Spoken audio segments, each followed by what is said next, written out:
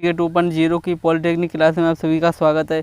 तो यहाँ पर मैंने जनरल इंजीनियरिंग से कुछ मोस्ट इम्पोर्टेंट क्वेश्चन को यहाँ पर सिलेक्ट किया है, जो आपके एग्ज़ाम में इससे ज़रूरी 5 से 6 क्वेश्चन आपको इससे मिल जाएंगे। अगर वीडियो पसंद आए तो वीडियो को लाइक करें, चैनल को सब्सक्राइब करें और अपने दोस्तों के साथ वीडियो को भी शेयर करें। तो आपका यहाँ पर क्वेश्चन नंबर 1 है, चालकत्व का मात्रक होता है। आपको बताना है कि चालकत्व का मात्रक क्या होता है। तो चालकत्व का मात्रक होता है वो प्रति ओम या ओम इनवर्स या सीमेंस होता है, ठीक है। और इसकी जो विमा होती है वो होती है M inverse L-2 T3A²। Question number 2 है, रेसोनेंस कितने प्रकार के होते हैं। रेसोनेंस कितने प्रकार के, रेसोनेंस जो होते हैं वो 2 प्रकार के होते हैं। पहला होता है सीरीज रेसोनेंस और दूसरा होता है पैरेलल रेसोनेंस। क्वेश्चन नंबर 3 है, L/RC का मात्रक होता है। आपको बताना L/RC का मात्रक क्या होता है। तो L/RC का जो मात्रक होता है वो होता है ओम। क्वेश्चन नंबर 4 है, अनुनाद आवृत्ति पर प्रतिबाधा का सूत्र होता है। तो अनुनाद आवृत्ति प्रतिबाधा का जो सूत्र होता है वो होता है ZR बराबर L/RC, ठीक है। क्वेश्चन नंबर 5 है, 1 माइक्रोफैरड बराबर होता है। जो 1 माइक्रोफैरड बराबर होता है 10⁻⁻6 फैरड। क्वेश्चन नंबर 6 है, ऐसी मशीन जिसमें एक से अधिक बाइंडिंग का प्रयोग करके सप्लाई प्राप्त की जाती है कहलाता है। आपको बताना है कि ऐसी मशीन जिसमें एक से अधिक बाइंडिंग का प्रयोग हम करते हैं और सप्लाई प्राप्त की जाती है, तो उसे हम क्या कहते हैं। उसे हम कहते हैं polyphase supply system, polyphase supply system, ठीक है। क्वेश्चन नंबर 7 है, क्या समान आकार व सिंगल फेस जनरेटर तथा 3 फेस जनरेटर से अधिक आउटपुट प्रदान करता है। यहाँ पर ये कह रहा है क्वेश्चन कि अगर जो जनरेटर वो समान आकार का हो, ठीक है, और एक जनरेटर वो सिंगल फेस का हो और जो दूसरा जनरेटर हो वो 3 फेस का हो, तो आपको बताना है कि सबसे अधिक आउटपुट कौन देगा, सिंगल फेस या फिर 3 फेस। तो यहाँ पर जो इसने पूछा है, तो यहाँ पर जो सिंगल फेस है वो 3 फेस से ज़्यादा आउटपुट प्रदान करता है, यही है इसमें क्वेश्चन, ठीक है। क्वेश्चन नंबर 8 है, बैलेंस लोड की स्थिति में 3 फेस द्वारा प्रदान की जाने वाली सप्लाई होती है। यह कहे कि बैलेंस लोड की स्थिति में 3 फेस द्वारा प्रदान की जाने वाली सप्लाई होती है, तो वो कांस्टेंट होती है, नियत होती है सप्लाई लोड की स्थिति में, ठीक है। क्वेश्चन नंबर 9 है, 3 फेस मोटर की output rating single phase motor की तुलना में होती है। तो यहाँ पर पूछ रहा है कि जो 3 फेस जो मोटर होती है उसकी आउटपुट जो रेटिंग होती है वो सिंगल फेस मोटर की तुलना में कैसी होती है। तो वो 1.5 गुनी होती है सिंगल फेस की तुलना में, 1.5 गुनी, ठीक है। क्वेश्चन नंबर 10 है, दादरी थर्मल पावर प्लांट कहाँ स्थित है। जो दादरी थर्मल पावर प्लांट है वो हमारे यूपी में है, ठीक है, उत्तर प्रदेश में। क्वेश्चन नंबर 11 है, सुपर हीटर कितने प्रकार के होते हैं। सुपर हीटर होते हैं 2 प्रकार के। पहला होता है बिगरल सुपर हीटर रेडियल टाइप और दूसरा होता है संवहन super heater convection type. Question number 12 है, वैद्युत मांग गुणक का मान सदैव एकांक गुणक से होता है। यहाँ कह रहा है कि वैद्युत जो मांग गुणक का जो मान होता है वो सदैव एकांक गुणक से होता है, कितना कम होता है, ठीक है। वैद्युत मांग गुणक का जो मान होता है वो एकांक गुणक से कम होता है, अर्थात मांग गुणक is less than 1।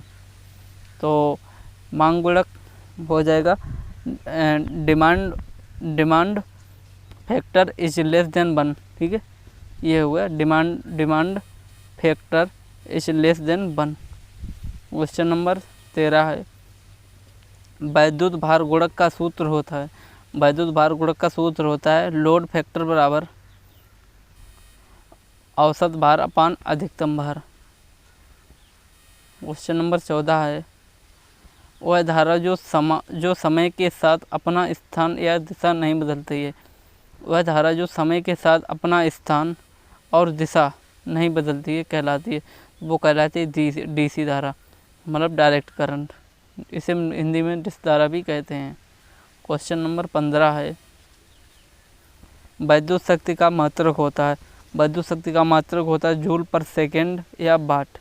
Question number 16 है, एक पिको फैरड बराबर होता है, एक पिको फैरड बराबर होता है 10⁻⁻12 फैरड, मतलब 1 × 10⁻⁻12 फैरड। ठीक है। क्वेश्चन नंबर 17 है, प्रतिरोधी के श्रेणी क्रम में किसका मान समान रहता है। प्रतिरोधी के श्रेणी क्रम में, श्रेणी क्रम में विद्युत धारा का जो मान होता है वो समान रहता है। ठीक है, विद्युत धारा का मान। क्वेश्चन नंबर 18 है, किसी वैद्युत परिपथ में प्रत्येक जंक्शन पर मिलने वाली धाराओं का योग होता है। तो इसने कहा है कि किसी वैद्युत परिपथ में प्रत्येक जंक्शन पर मिलने वाली समस्त धाराओं, समस्त यहाँ पर हो जाएगा, जो समस्त धाराओं का जो योग होता है वो होता है, कितना होता है, वो 0 होता है, 0। ठीक है, 0 होता है। क्वेश्चन नंबर 19 है, वोल्टेज के मापक हेतु किस यंत्र का प्रयोग किया जाता है। वोल्टेज के मापन हेतु हम वोल्टमीटर का प्रयोग करते हैं। क्वेश्चन नंबर 20 है, विद्युत धारा को मापने के लिए किसका प्रयोग किया जाता है। विद्युत धारा को मापने के लिए हम प्रयोग करते हैं अमीटर का। क्वेश्चन नंबर 21 है, विद्युत शक्ति को किस में मापा जाता है। यहाँ पर लिखा है विद्युत शक्ति को किस में मापा जाता है, तो विद्युत शक्ति को हम वाट मीटर में मापते हैं। ठीक है। क्वेश्चन नंबर 22 है, प्रतिरोधकता का मात्रक होता है, प्रतिरोधकता का जो मात्रक होता है वो ओम डेस मीटर, इसे हम विशिष्ट प्रतिरोध भी कहते हैं, प्रतिरोधकता को हम विशिष्ट प्रतिरोध भी कहते हैं। ठीक है, ओम डेस इसका जो मात्रक होता है। क्वेश्चन नंबर 23 है,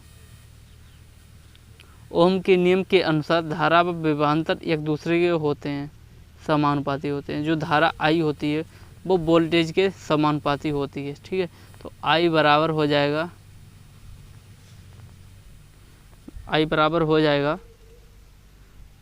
B/R। ठीक है, तो यहाँ से B बराबर हो जाएगा IR। क्वेश्चन नंबर 24 है, घरों में पंखे, बल्ब इत्यादि का प्रचलन करने के लिए कौन सी विद्युत स्रोत का प्रयोग किया जाता है। जैसे घरों में पंखे, बल्ब आदि का हम प्रचलन मतलब चलाते हैं, तो उसमें विद्युत धारा का प्रयोग, कौन सी विद्युत धारा का प्रयोग करते हैं, उसमें अल्टरनेटिव मतलब प्रत्यावर्ती धारा या AC करंट। ठीक है। क्वेश्चन नंबर 25 है, घरों में जो AC प्राप्त होती है, मतलब अल्टरनेटिव जो करंट प्राप्त होता है, उसकी वोल्टता व आवृत्ति होती है।